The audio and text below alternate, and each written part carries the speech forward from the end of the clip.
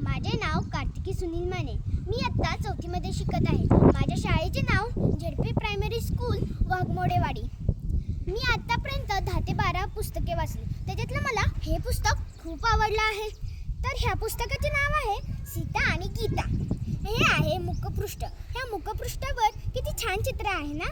हे 2 कबूतर, हे घरट्यातलं एक छोटंसं पिल्लू, 2 मुली आणि हे आहे मलपृष्ठ.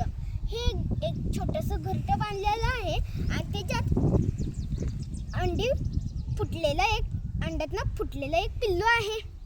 तर मी तुम्हाला सीता आणि गीता ह्यांच्यातील संवाद काय होता तो सांगणार आहे. आणि मला हे पुस्तक का आवडलं तर उन्हाळ्याचे दिवस चालू होते. त्या दिवसात पक्षी खूप मरू लागले आणि ते बघून सीता आणि गीताला खूप वाईट वाटले.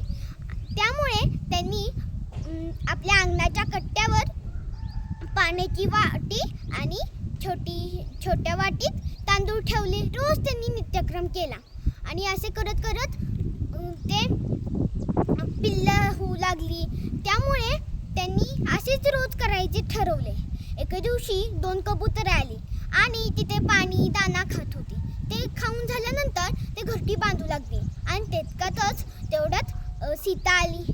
तिने घरटी बांधल्यातल्या बघितले आणि नंतर आली तेव्हा अंडे घातले होते. त्या कबुतरांनी घरट्यात अंडे घातले होते आणि नंतर मग त्यांनी ते बघितले.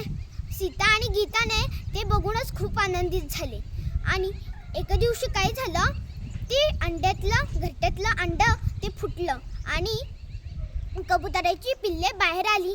ते बघून त्यांना खूप खुश झाले.